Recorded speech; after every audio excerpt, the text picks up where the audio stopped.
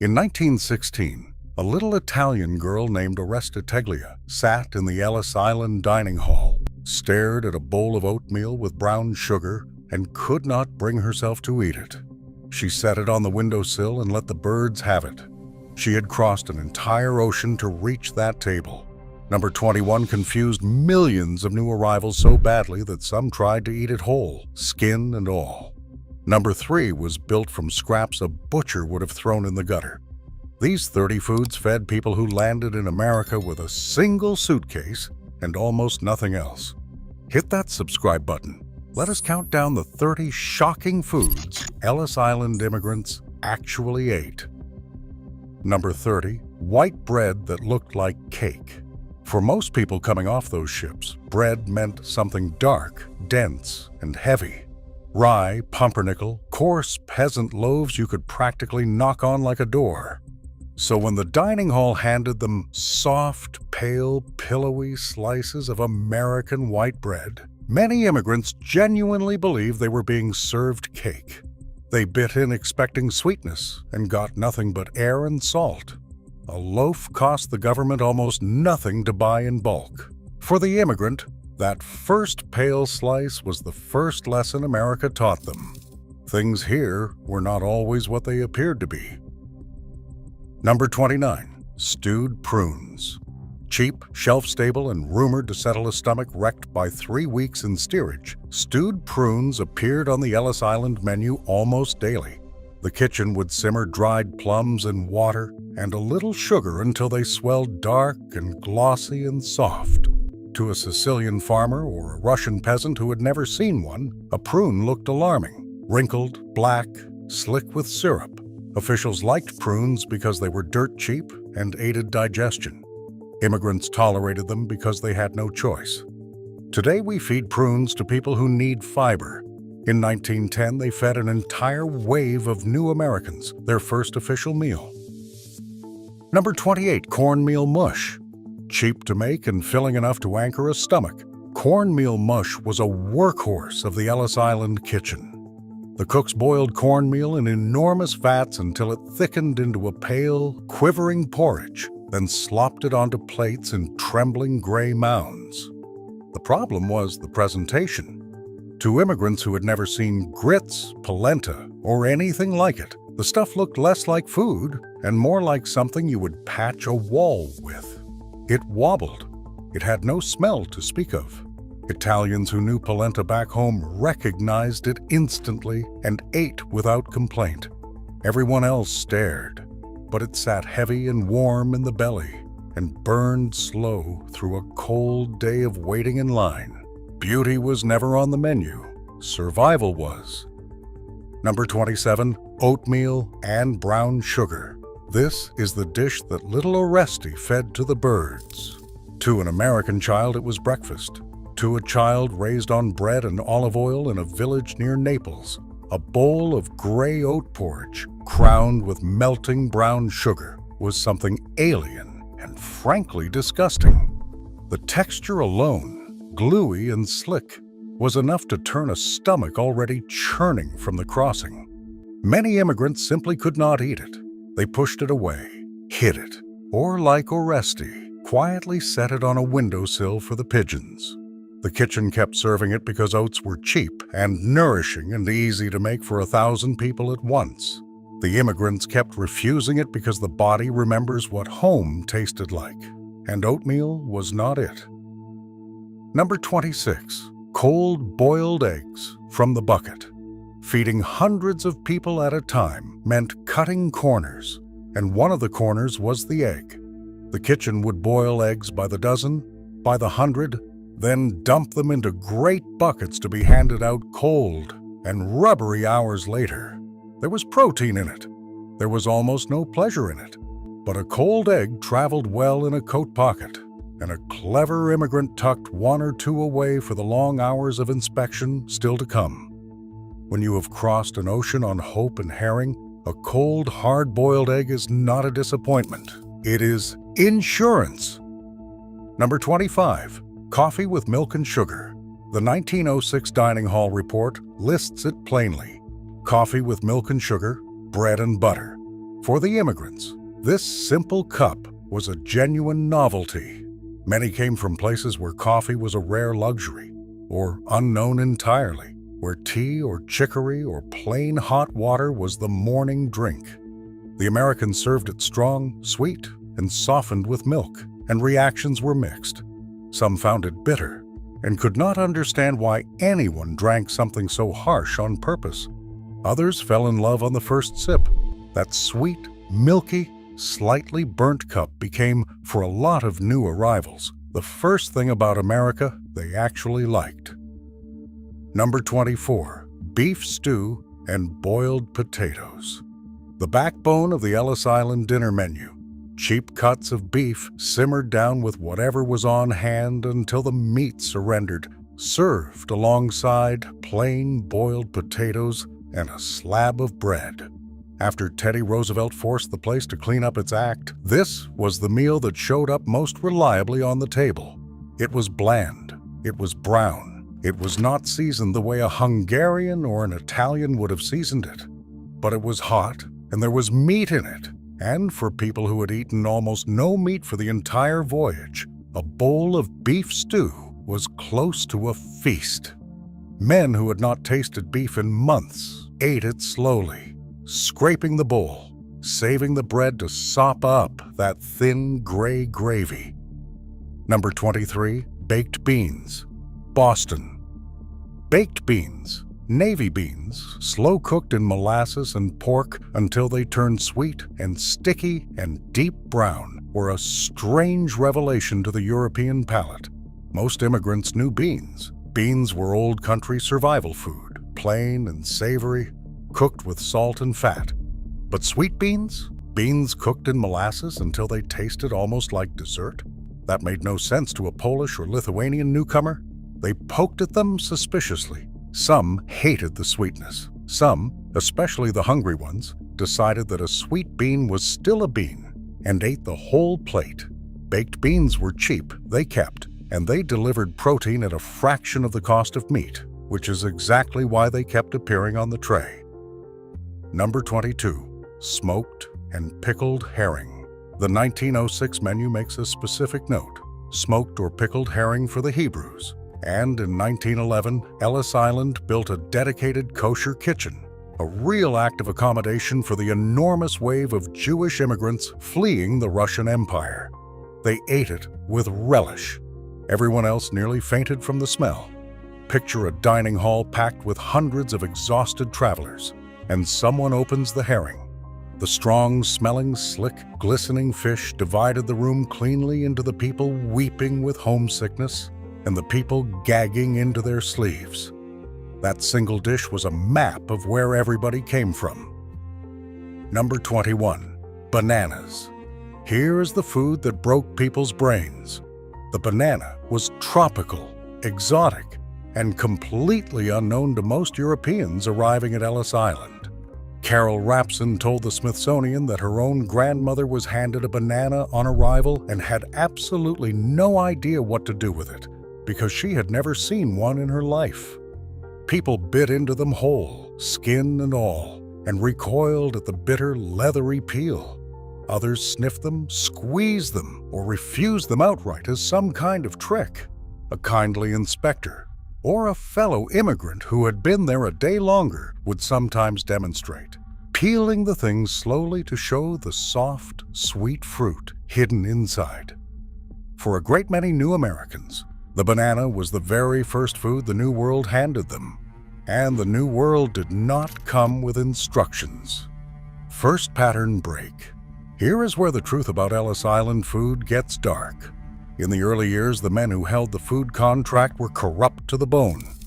They skimmed money off the top, served rotten and spoiled food, and treated the immigrants like cattle to be processed as cheaply as possible. The dining hall was filthy. People got sick. The whole operation ran on graft. Then in 1903, President Theodore Roosevelt visited the island himself, saw the conditions with his own eyes, and was disgusted enough to form a committee and force reform. By 1906, the menus had improved dramatically, accommodating Jewish dietary law and serving real, sufficient meals. It took a sitting president getting personally angry to make sure the poorest arrivals in America got fed something fit to eat. Remember that the next time someone tells you the system always worked. Number 20, ice cream. Cold, sweet, and utterly bewildering. Ellis Island sometimes served ice cream to immigrants, and the results were the stuff of legend. People who had never encountered frozen dairy did not know what they were holding. Stories passed down through families tell of immigrants spreading ice cream on their bread like butter. Because what else would you do with a cold, pale, spreadable substance? Others let it melt, confused, or recoiled from the shock of something so cold it hurt the teeth. But once they understood, ice cream became one of the most beloved discoveries of the entire arrival. A sweet, cold, impossible luxury handed to a person who days earlier had been crammed in the bottom of a ship. If America could conjure something like this, maybe the streets really were paved with possibility. Number 19, boiled mutton with brown gravy and peas. The July 1917 dinner menu featured boiled mutton, brown gravy, and peas. Mutton, the meat of an older sheep, was a deeply European dish, the meat of peasants and shepherds, gamey and strong and cheap. The Ellis Island cooks boiled it down soft and drowned it in a thin brown gravy with a scattering of peas for color. For British, Irish, and Greek arrivals, mutton was familiar comfort. For others, the strong barnyard flavor was off-putting. But the dish did its job. It was protein, it was filling, and it cost the kitchen very little. A boiled sheep could feed an enormous number of hungry people, and that was the entire challenge on Ellis Island, every single day. Number 18, beef and barley soup. When historians reconstruct the meals served to immigrants kept on the island for days or weeks, beef and barley soup turns up again and again. Tough beef and cheap barley simmered together for hours until the grains swelled fat and the broth turned rich and brown. It was the perfect institutional food. It stretched a little meat across a huge pot. It was nearly impossible to ruin, and it sat in the stomach for hours. For the immigrant who had to wait and wait and wait while officials decided their fate, a bowl of thick barley soup was both a meal and a small reassurance that they had not been forgotten. The barley was practically free. The beef was the worst cut available. Together they kept thousands of anxious people fed through the limbo of inspection. Number 17, tapioca pudding. Reconstructed Ellis Island meals often paired the soup with tapioca pudding for dessert. Those pale, translucent little pearls, suspended in sweet milk, were as strange to most immigrants as everything else on the tray. Tapioca comes from the cassava root, a plant from across the world, and the texture, slippery, gelatinous, vaguely alive, startled people who had never seen it. Some called it fish eyes. Some refused it on sight. But it was sweet, and it was gentle on a battered stomach, and the children especially came around to it once the strangeness wore off. The kitchen served it because it was cheap to make in vast quantities, and because even the harshest officials understood that a little sweetness could calm a frightened, exhausted crowd. Number 16, the $2 box lunch. Here is one of the cruelest little details of the whole Ellis Island story. Immigrants who passed inspection and were free to go still had to get from the island into the city, and many faced a long train journey to reach relatives in other states.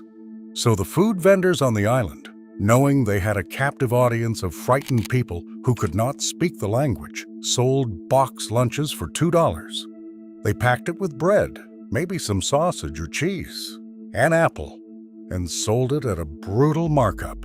That is nearly $30 in today's money for a box lunch. The newcomers, terrified of starving on the train, paid. The captive economy of Ellis Island fleeced the poorest people in America at the exact moment they were most vulnerable. Number 15, crackers and milk. The 1906 report is specific. Crackers and milk for the women and children. While the men got stew and potatoes, women and children were often served the gentler, cheaper option of plain crackers softened in milk. A man in a white coat would also bring warm milk around to the children twice a day, morning and afternoon, lining the little ones up for their ration. For a mother who had carried a baby across an ocean on hope and very little else, that bowl of crackers and milk and that cup of warm milk for her child meant her family would make it through one more day.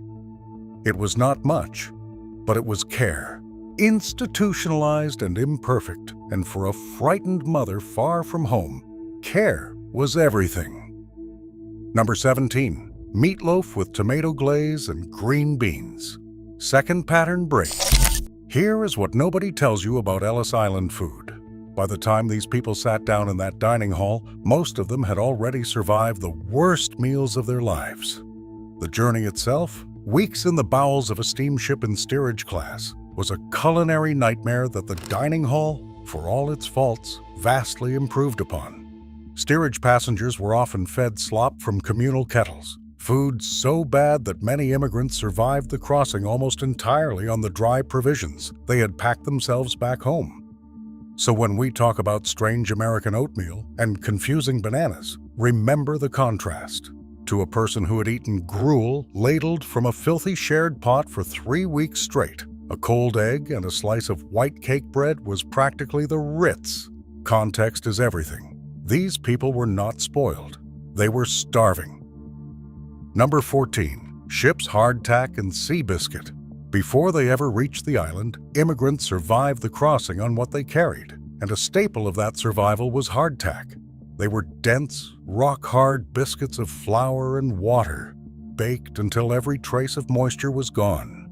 The same survival bread that armies had carried for centuries.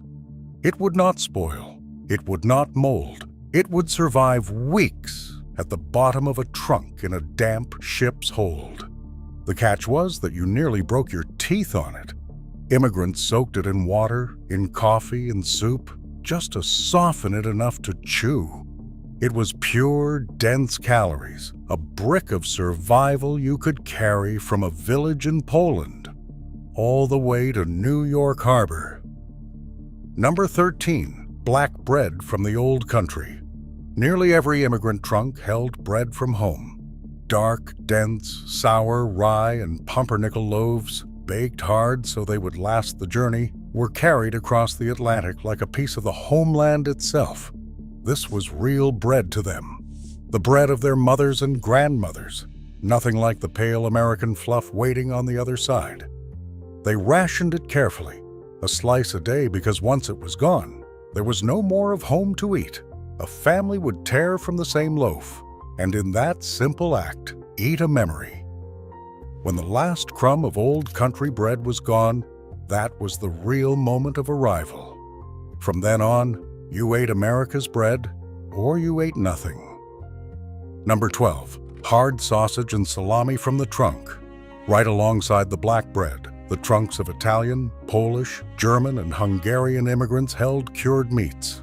Hard salami, dry sausage, smoked lynx, all cured heavily enough to survive weeks without refrigeration. This was the treasure of the journey. While the everyday food was biscuit and bread, a thin slice of home-cured salami was a small celebration, doled out sparingly to keep spirits up across a brutal crossing. The salt and smoke that preserved it were the same techniques their families had used for generations, precisely so that meat could travel and last. A father would cut paper-thin slices to make it stretch, and a single hard sausage might be nursed across an entire ocean. When relatives in America smelled that old country salami unwrapped in a tenement kitchen weeks later, the whole building knew someone new had arrived. Number 11, a wheel of cheese wrapped in cloth. Hard-aged cheeses traveled too. A wedge of Parmesan, a hard sheep's milk cheese, a dense aged wheel wrapped in cloth and tucked deep in a trunk because hard cheese, like hard sausage, could survive the crossing where soft, fresh food could not. For Italian immigrants especially, a knob of grating cheese was almost sacred. Back home, it crowned every plate of pasta and beans, and they were not about to face the unknown new world without it. They guarded these wedges fiercely. A little grated over a bowl of plain macaroni could turn the cheapest, most desperate meal into something that tasted like dignity. Number 10. Garlic and dried herbs. Tucked into corners of the luggage, wrapped in scraps of cloth, came garlic bulbs and dried herbs. Oregano, bay, rosemary, sage, the seasonings of home. Immigrants knew somehow that the new country might have bread and meat, but it would not have the flavors that made food taste like their mother's table. So they carried flavor itself across the ocean.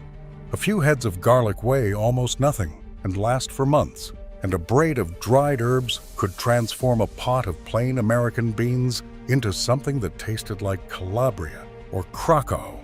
Settlement workers and American do-gooders actually looked down on immigrants for cooking with so much garlic, calling their food smelly and unrefined. The immigrants ignored them and kept on seasoning, and within 2 generations, the entire country was eating garlic bread and begging for the recipe. Third pattern break. Here is where the real story begins, because what happened after Ellis Island matters more than what happened on it. Most immigrants spent only a few hours on the island. Then they walked out into the Lower East Side of Manhattan, into the most crowded square mile on planet Earth. And they had to figure out how to eat on almost no money at all. The answer was the push cart. By 1900, thousands of open-air vendors crowded streets like Hester and Orchard, selling food off carts to a sea of immigrants who could not yet afford a stove or a shop. This was where immigrant food became American food, where the strange flavors from the trunks met the cheap abundance of America and produced something entirely new. The dining hall fed them for a day. The pushcart fed them for the rest of their lives. Number 9. Roasted chestnuts. On cold New York days, the pushcart that drew the longest lines was the chestnut roaster. Vendors roasted chestnuts over coals right there on the street, and the smell of them, sweet and smoky and warm, pulled homesick immigrants like a magnet. For Italians especially, roasted chestnuts were the taste of autumn back home, of village festivals and family. A paper cone of hot chestnuts cost just pennies. You could warm your frozen hands on them, then peel and eat them one by one. And for a few minutes, a tenement laborer freezing through a New York winter could close his eyes and be back in the hills of Italy. The chestnut vendor sold more than food. He sold a memory you could hold, hot and cheap, on the coldest, loneliest street corner in America. Number 8. Sweet potatoes from the pushcart. Alongside the chestnut man came the sweet potato vendor, roasting them over coals in his cart until the skins blackened and the insides went soft and sweet and steaming. A hot roasted sweet potato cost almost nothing and did double duty. You bought one as much to thaw your hands as to fill your stomach, slipping it into your coat pocket on the walk to the factory, then eating it once it had warmed you through. For the working poor of the Lower East Side, this was breakfast, lunch, and a hand warmer all in one copper coin. Sweet, filling, cheap, and warm. In a neighborhood where a cold tenement room had no heat and a factory shift started before dawn, a hot sweet potato from a street cart was one of the small daily mercies that kept people alive and moving. Number 7. Kosher dill pickles. The Lower East Side was once home to more than 80 pickle vendors, and the briny barrels were a fixture of every Jewish block. A pickle pulled dripping from a wooden barrel of garlic and dill and salt brine cost a single penny, which is why they called them penny pickles. For an immigrant child with one coin to their name, that sour, crunchy, garlicky pickle was a feast, a snack, an entire afternoon of joy. The pickle was perfect immigrant food. It was cheap beyond belief. It kept for months in the brine, and it added a wild burst of flavor to an otherwise plain meal of bread and potatoes. Whole families ate bread and a pickle and called it supper. To this day, a single pickle shop survives where 80 once stood, the last echo of a street that ran on brine and pennies. Number 6. Knishes. Off the pushcarts came the nish, a pocket of dough wrapped around a filling of mashed potato or buckwheat groats called kasha, then baked or fried until golden. Dense, hot, and filling, a knish was the ultimate cheap immigrant lunch. It was bread and potato and a little fat all rolled into one handheld brick of calories that could anchor a man through a 12-hour shift in a garment factory. Jewish vendors sold them by the thousands, and they cost just a few cents apiece. There was no plate, no fork, no sitting down. You bought it warm from the cart and ate it on your feet on the way to work, the steam rising off it in the cold air. The knish asked nothing of you but a couple of pennies and gave back warmth, fullness, and a taste of home in a single golden bite. Number 5. Schmaltz on bread. For Jewish immigrants, lard and butter were either forbidden or unaffordable, so they turned to poultry fat, and schmaltz became liquid gold. Families rendered the fat from a goose or a chicken, skimmed and saved every drop, and spread that rich golden schmaltz on a slice of bread with a little salt. That was a meal. Tenement families even raised geese in basements and courtyards specifically to harvest the fat, force-feeding the birds before slaughter the old country way. A slice of bread smeared with schmaltz and topped with dry beans, the crispy bits of skin left over from rendering, was pure comfort and pure survival, packing maximum calories into the cheapest possible package. When chicken operations grew more efficient, families switched to chicken fat, and after 1911, many switched again to a brand new product called Crisco. But nothing ever tasted like real schmaltz on fresh bread. 4th pattern break. Here is the part that food historians understand, and almost nobody else does. Feeding a family in a Lower East Side tenement was not cooking. It was warfare. After the rent was paid, the women of these families had almost nothing left. And yet, every single day, they had to put food on the table for husbands doing brutal physical labor and children who needed to grow. So they became geniuses of the cheap and the stretched. They haggled with pushcart vendors over a half-cent. They knew which butcher sold bones for soup and which baker discounted yesterday's loaves. They could turn a handful of beans, a smuggled wedge of cheese, and a few pennies of vegetables into a meal that fed 6 people and tasted like love. These women never wrote cookbooks. They were too busy keeping everyone alive. But the food they invented out of desperation became the food America eats today. Number 4. Gefilte fish.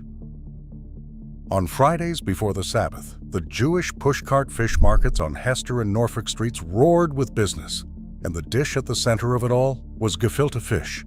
Immigrant women would buy a cheap carp, debone it, grind the flesh with onion and egg, and a little matzo meal, form it into oval cakes, and poach them slowly in a broth made from the bones and skin until the whole thing set into a savory, gelatinous loaf. It was a miracle of thrift.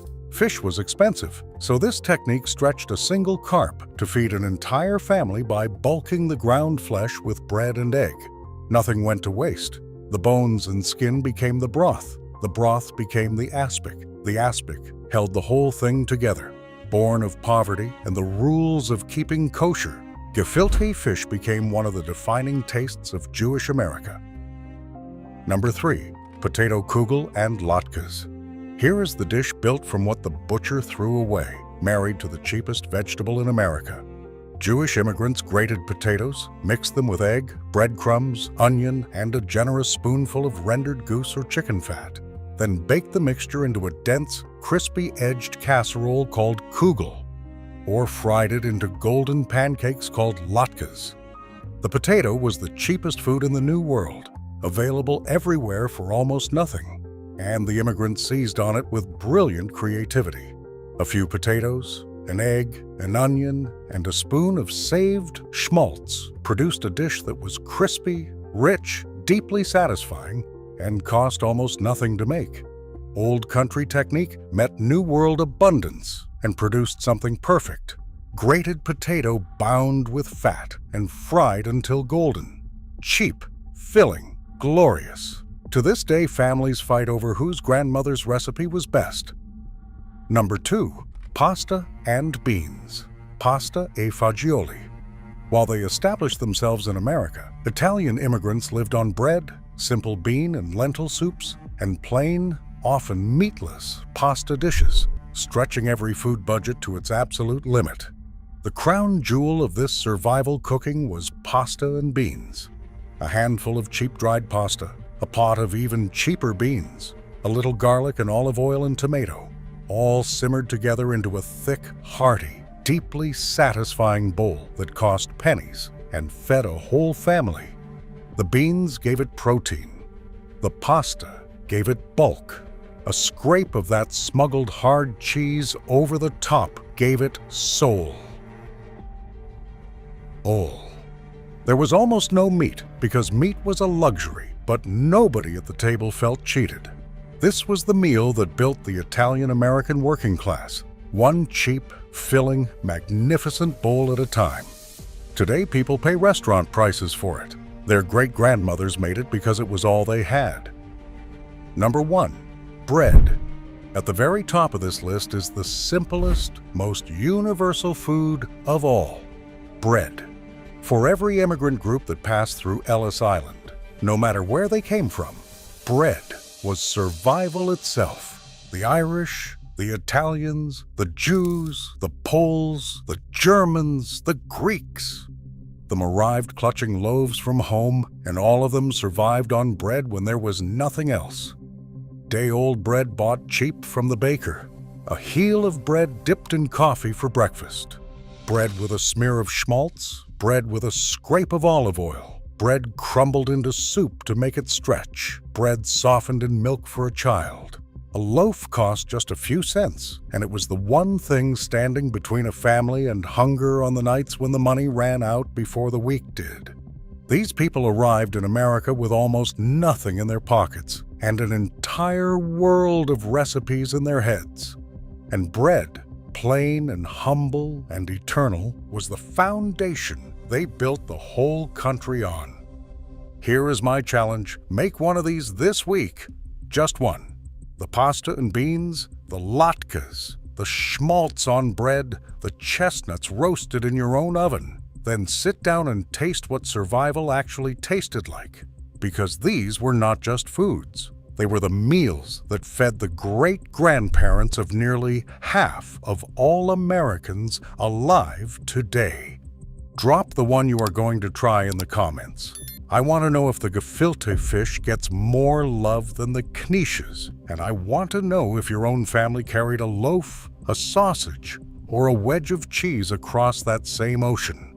Because somewhere in your kitchen, a recipe is still waiting to be remembered.